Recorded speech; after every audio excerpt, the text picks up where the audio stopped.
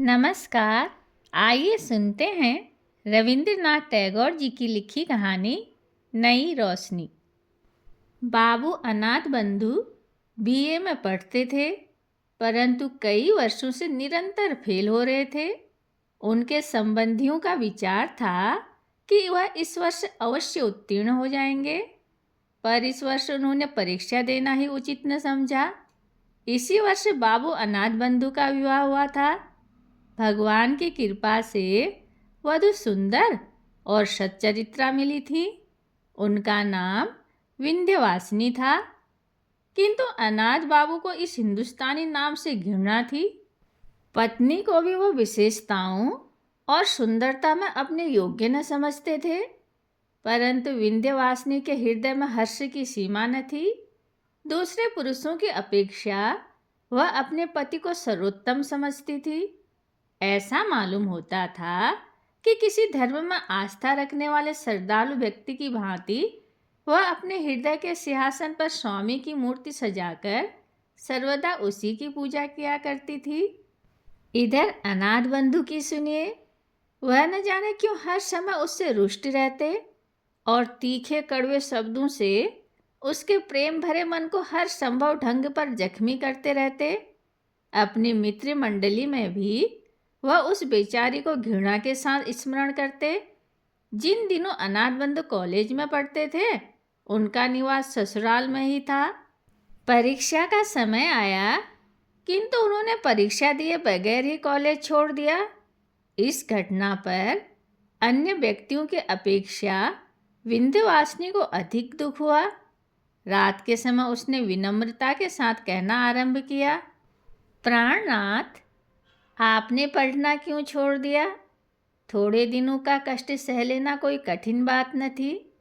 पढ़ना लिखना कोई बुरी बात तो नहीं है।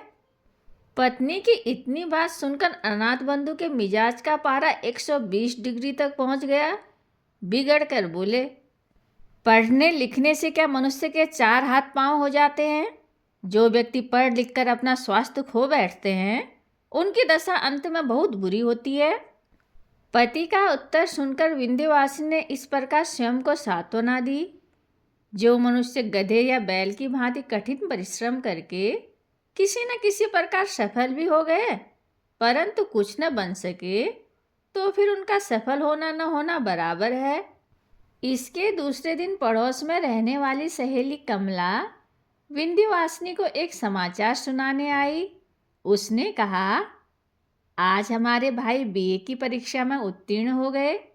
उनको बहुत कठिन परिश्रम करना पड़ा, किंतु भगवान की कृपा से परिश्रम सफल हुआ।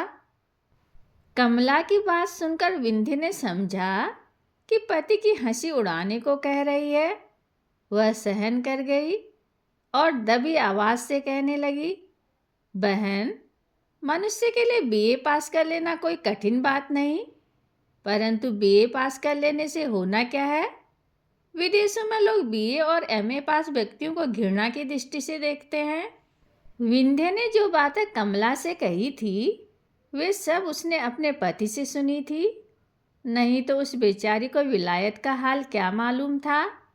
कमला आई तो थी हर्ष का समाचार सुनाने, किंतु अपनी प्रिय सहेली के मुख से ऐसे शब्द सुनकर उसको बहुत दुख हुआ। परंतु समझदार लड़की थी, उसने अपने हृदयगत भाव प्रकट न होने दिए। उल्टा विनम्र होकर बोली, बहन, मेरा भाई तो विलायत गया ही नहीं, और न मेरा विवाह ऐसे व्यक्ति से हुआ है जो विलायत होकर आया हो, इसलिए विलायत का हाल मुझे कैसे मालूम हो सकता है। इतना कहकर कमला अपने घर चली गई, किंतु कमला का विनम्र स्वर होते हुए भी ये बात विंध्य को अत्यंत कटु प्रतीत हुई। वह उसका उत्तर तो क्या देती, हाँ, एकांत में बैठकर रोने लगी। इसके कुछ दिनों पश्चात एक अजीब घटना घटित हुई, जो विशेषतः वर्णन करने योग्य है। कलकत्ता से एक धनवान व्यक्ति, जो विंध्य के पिता राजकुमार के मित्र थे, अपने कुटुंब सहित आए और राजकुमार बाबू के घर अतिथि बनकर रहने लगे। क्योंकि उनके साथ कई आदमी और नौकर चाकर थे, इसलिए जगह बनाने को राजकुमार बाबू ने अनाथ बंधु वाला कमरा भी उनको सौंप दिया और अनाथ बंधु के लिए एक छोटा सा कमरा साफ कर दिया। यह बात अनाथ बंधु को बहुत बुरी लगी। तीव्र क्रोध की दशा में वो विंध्य के पास गए और ससुराल की बुराई करने लगे। साथ ही उस निरपराधिनी को 2-4 बातें सुनाई। विंध्य बहुत व्याकुल और चिंतित हुई, किंतु वह मूर्ख न थी। उसके लिए अपने पिता को दोषी ठहराना योग्य न था, किंतु पति को कह सुनकर ठंडा किया। इसके बाद एक दिन अवसर पाकर उसने पति से कहा, अब यहाँ रहना ठीक नहीं, आप मुझे अपने घर ले चलिए। इस स्थान पर रहने में सम्मान नहीं है। अनाथ बंधु परले सिरे के घमंडी व्यक्ति थे। उनमें दूरदर्शिता की भावना बहुत कम थी। अपने घर पर कष्ट से रहने की अपेक्षा उन्होंने ससुराल का अपमान सहना अच्छा समझा, इसलिए आनाकानी करने लगे। किंतु विंध्य न मानी और कहने लगी, यदि आप जाना नहीं चाहते तो मुझे अकेली भेज दीजिए। कम से कम मैं ऐसा अपमान सहन नहीं कर सकती। इस पर अनाथ बंधु विवश हो घर जाने को तैयार हो गए। चलते समय माता पिता ने विंध्य से कुछ दिनों और रहने के लिए कहा, किंतु विंध्य ने कुछ उत्तर न दिया। यह देखकर माता पिता के हृदय में शंका हुई। उन्होंने कहा, बेटी विंध्य, यदि हमसे कोई ऐसी वैसी बात हुई हो तो उसे भुला देना। बेटी ने नम्रतापूर्वक पिता के मुंह की ओर देखा, फिर कहने लगी, पिताजी, हम आपके ऋण से कभी उऋण नहीं हो सकते। हमारे दिन सुख से बीतें। और कहते कहते विंध्य का गला भर आया, आंखों से आंसू बहने लगे। इसके पश्चात उसने हाथ जोड़कर माता पिता से विदा चाही और सबको रोता हुआ छोड़कर पति के साथ चल दी। कलकत्ता के धनवान और ग्रामीण जमींदारों में बहुत बड़ा अंतर है। जो व्यक्ति सर्वदा नगर में रहा हो उसे गांव में रहना अच्छा नहीं लगता, किंतु विंध्य ने पहली बार नगर से बाहर कदम रखने पर भी किसी प्रकार का कष्ट प्रकट न किया, बल्कि ससुराल में हर प्रकार से प्रसन्न रहने लगी। इतना ही नहीं, उसने अपनी नारी सुलभ चतुरता से बहुत शीघ्र अपनी सास का मन मोह लिया। ग्रामीण स्त्रियां उसके गुणों को देखकर प्रसन्न होती थी, परंतु सब कुछ होते हुए भी विंध्य प्रसन्न न थी। अनाथ बंधु के 3 भाई और थे, 2 छोटे, 1 बड़ा। बड़े भाई परदेश में 50 रुपये के नौकर थे। इससे अनाथ बंधु के घर बार का खर्च चलता था। छोटे भाई अभी स्कूल में पढ़ते थे। बड़े भाई की पत्नी श्यामा को इस बात का घमंड था कि उसके पति की कमाई से सबको रोटी मिलती है, इसलिए वह घर के कामकाज को हाथ तक न लगाती थी। इसके कुछ दिनों पश्चात बड़े भाई छुट्टी लेकर घर आए। रात को श्यामा ने पति से भाई और भौजाई की शिकायत की। पहले तो पति ने उसकी बातों को हंसी में उड़ा दिया, परंतु जब उसने कई बार कहा तो उन्होंने अनाथ बंधु को बुलाया और बोले, भाई, 50 रुपये में हम सबकी गृहस्थी नहीं चल सकती। अब तुमको भी नौकरी की चिंता करनी चाहिए। यह शब्द उन्होंने बड़े प्यार से कहे थे, परंतु अनाथ बंधु बिगड़ कर बोले, भाई साहब, 2 मुट्ठी भर अन्न के लिए आप इतने रुष्ट होते हैं। नौकरी तलाश करना कोई बड़ी बात नहीं है, किंतु हमसे किसी की गुलामी नहीं हो सकती। इतना कहकर वह भाई के पास से चले आए।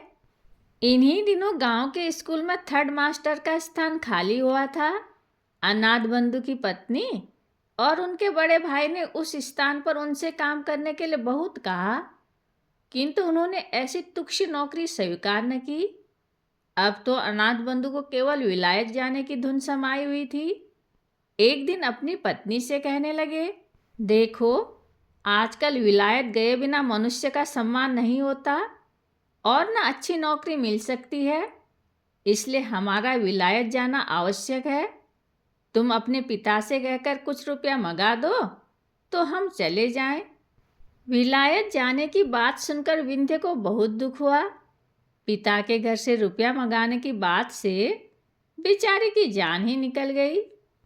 दुर्गा पूजा के दिन समीप आए तो विंध्य के पिता ने बेटी और दामाद को बुलाने के लिए आदमी भेजा। विंध्य खुशी खुशी मैके आई। माँ ने बेटी और दामाद को रहने के लिए अपना कमरा दे दिया।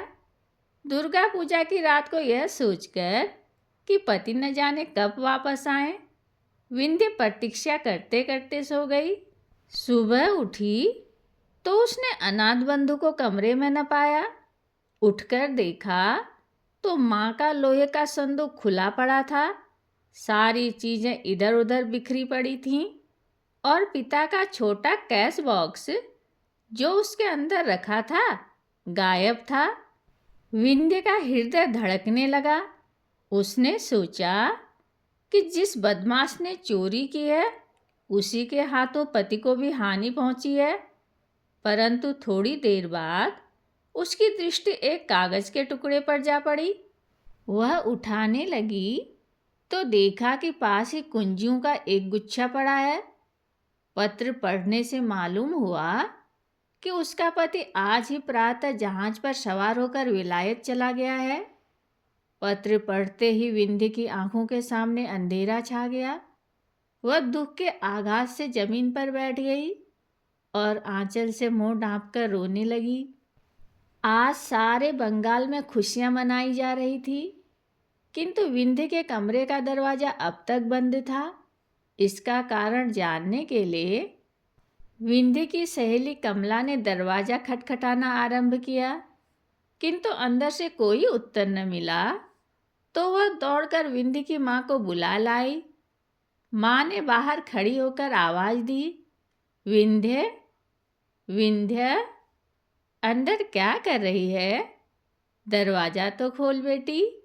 माँ की आवाज़ सुनकर विंध्य ने झट आंसुओं को पोंछ डाला और कहा, माताजी, पिताजी को बुला लो। इससे माँ बहुत घबराई, अतः उसने तुरंत पति को बुलवाया। राजकुमार बाबू के आने पर विंध्य ने दरवाज़ा खोल दिया और माता पिता को अंदर बुलाकर फिर दरवाज़ा बंद कर लिया। राजकुमार ने घबराकर पूछा, विंध्य, क्या बात है? तू रो क्यों रही है? यह सुनते ही विंध्य पिता के चरणों में गिर पड़ी और कहने लगी, पिताजी, मेरी दशा पर दया करो।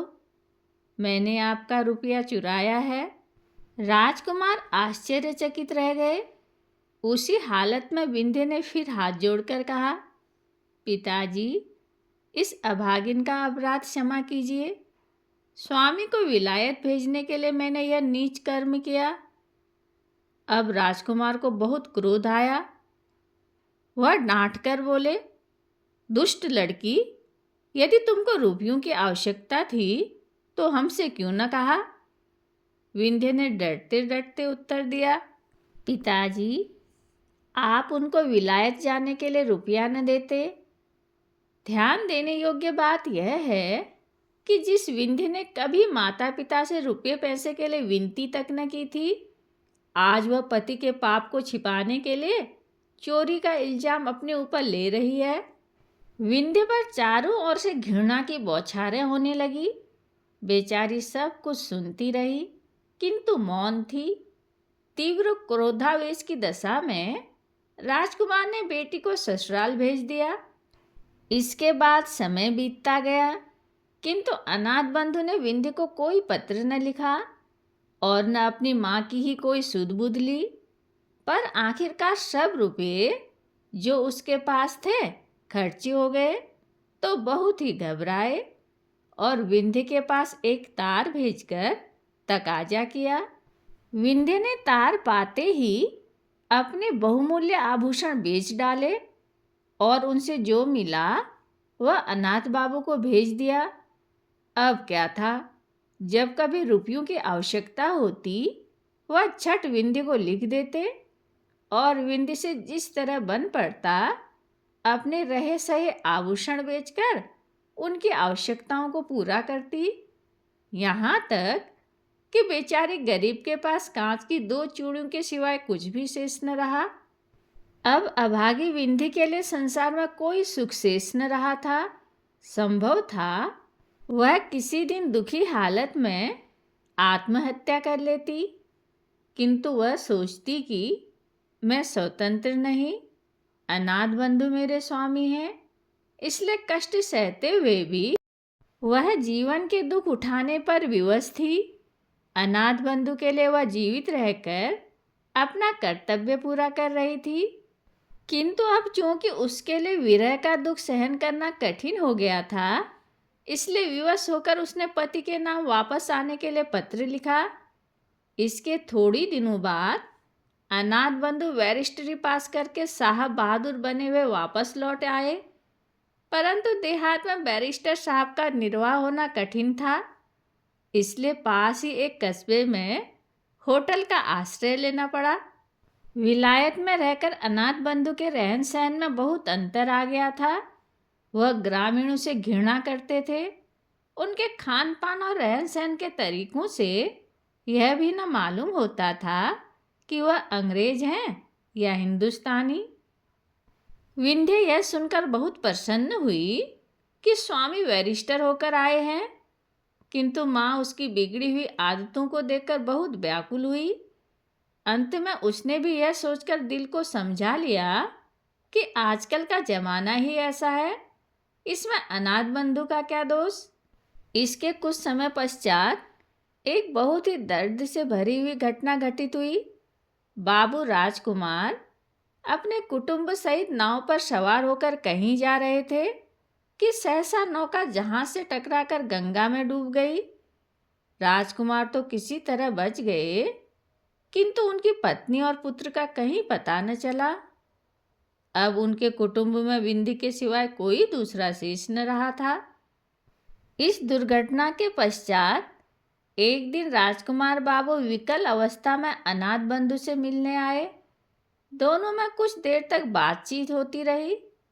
अंत में राजकुमार ने कहा, जो कुछ होना था सो तो हुआ, अब प्रायश्चित करके अपनी जाति में सम्मिलित हो जाना चाहिए, क्योंकि तुम्हारे सिवाय अब दुनिया में हमारा कोई नहीं।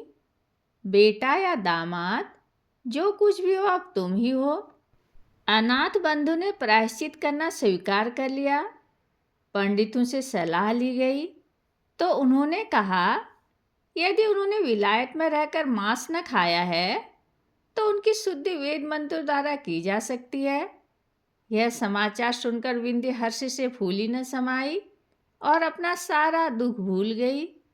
आखिर एक दिन प्रायश्चित की रस्म अदा करने के लिए निश्चित किया गया। बड़े आनंद का समय था। चहुं और वेद मंत्रों की गूंज सुनाई देती थी। प्रायश्चित के पश्चात ब्राह्मणों को भोजन कराया गया और इसके परिणाम स्वरूप बाबू अनाथ बंधु नए सिरे से बिरादरी में सम्मिलित कर लिए गए। परंतु ठीक उसी समय जब राजकुमार बाबू ब्राह्मणों को दक्षिणा दे रहे थे, एक नौकर ने कार्ड लिए हुए घर में प्रवेश किया और राजकुमार बाबू से कहने लगा, बाबूजी, एक मेम आई है। मेम का नाम सुनते ही राजकुमार बाबू चकराए। कार्ड पढ़ा, उस पर लिखा था, मिसेज अनाथ बंधु सरकार। इससे पहले कि राजकुमार बाबू हाँ या ना में कुछ उत्तर देते, एक गोरे रंग की यूरोपियन युवती खट खट करती अंदर आ उपस्थित हुई। पंडितों ने उसको देखा तो दक्षिणा लेना भूल गए। घबराकर जिधर जिसके सिंह समाये निकल गए। इधर मेम साहब ने जब अनाथ बंधु को न देखा तो बहुत विकल हुई और उनका नाम ले लेकर आवाजें देने लगी। इतने में अनाथ बंधु कमरे से बाहर निकले। उन्हें देखते ही मेम साहिबा माई डियर कहकर झट उनसे लिपट गई। यह दशा देखकर घर के पुरोहित भी अपना बोरिया बंधना संभाल कर विदा हो गए। उन्होंने पीछे मुड़कर भी न देखा। कहानी सुनने के लिए धन्यवाद।